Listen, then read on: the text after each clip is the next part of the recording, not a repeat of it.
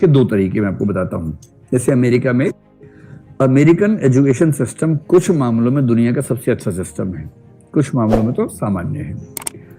अगर दुनिया में किसी एक देश को कॉपी करना हो एजुकेशन के मामले में, वो तो नॉर्वे है या फिनलैंड है, वो तो अलग ही मामले का देश है, क्योंकि वहां सारे के सारे स्कूलों में डाइवर्सिटी का बड़ा महत्व है। अमेरिका में भी है, पर अमेरिका में डाइवर्सिटी इकोनॉमिक लेवल पे नहीं होती है। अमेरिकन डाइवर्सिटी है कल्चरल, रेशियल, उन सब में। नॉर्वे में, फिनलैंड में नियम है कि किसी भी स्कूल में केवल अमीर बच्चे या केवल गरीब बच्चे नहीं पढ़ेंगे। हर स्कूल की हर क्लास में इकोनॉमिक डाइवर्सिटी होगी। और वो मॉडल इतना अच्छा काम करता है कि अब दुनिया भर की सरकारें, जैसे दिल्ली की जो सरकार है इस समय, वो उस मॉडल को सीखने का प्रयास कर रही है काफी लंबे समय से। भारत की बाकी सरकारें उतना नहीं कर रही, लेकिन दिल्ली वाली सरकार ने एजुकेशन में उस मॉडल को अप्लाई किया है और रिजल्ट्स भी ठीक ही दिख रहे हैं। जितना वो कह रहे हैं उतने शायद ना हो, लेकिन तब भी ऐसा लग रहा है कि रिजल्ट्स पहले की तुलना में अच्छे हैं। अमेरिका क्या करता है? अमेरिका 10वीं क्लास के बाद बच्चों से बोलता है कि एक टेस्ट दो सारे बच्चे, सेट। जैसे आप लोगों ने शायद एक एग्जाम दिया होगा 10वीं क्लास में, NTSE बोलते हैं उसको, national talent search examination, NTSE, राष्ट्रीय प्रतिभा खोज परीक्षा। कितने लोगों ने दिया था आप में से वो एग्जाम?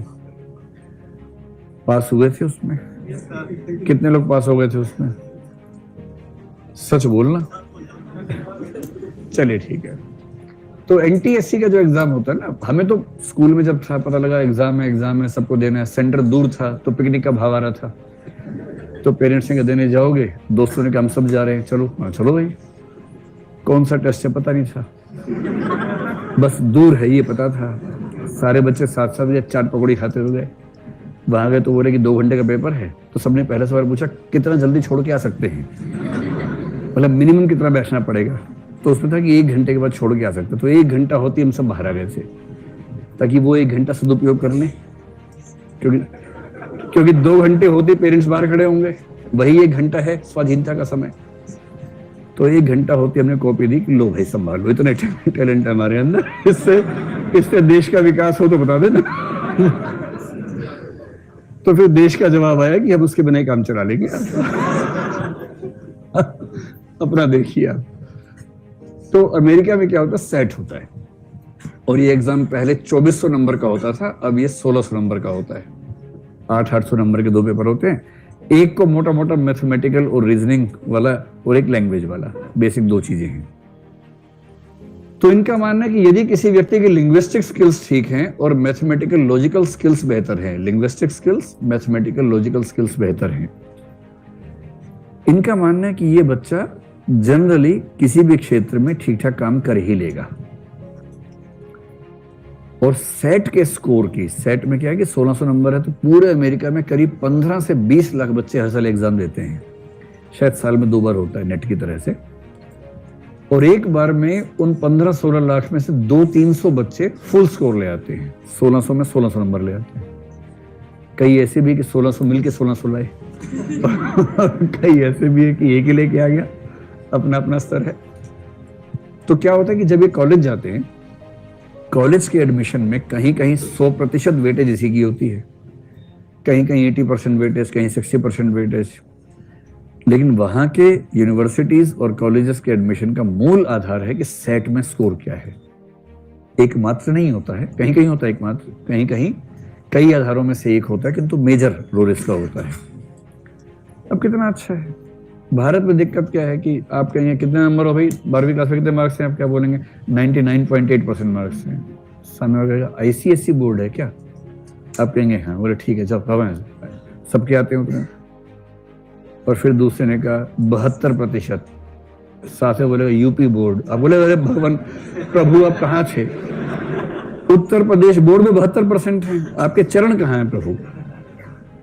ये जो ड्रामा है कि आपको बोर्ड का नाम साथ में बताना पड़ता है, ये सब क्यों है?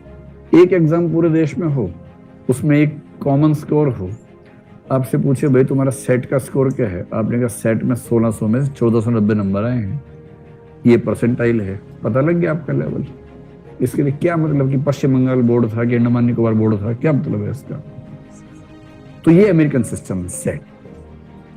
इसके बेस पे ये मानते हैं कि कोई भी ऐसा काम जिसमें बुद्धिमत्ता की जरूरत है ये व्यक्ति ठीक से कर लेगा, और उन क्षेत्रों में एडमिशन में इसका यूज कर लेते हैं। जनरलाइज टेस्ट है जो सबसे अच्छा है जनरलाइज में, उसको बोलते हैं डैट, DAT। ये तो भारत सरकार को लागू कर देना चाहिए, इतना अच्छा टेस्ट है। और इसको बोलते हैं डिफरेंशियल एप्टीट्यूड टेस्ट।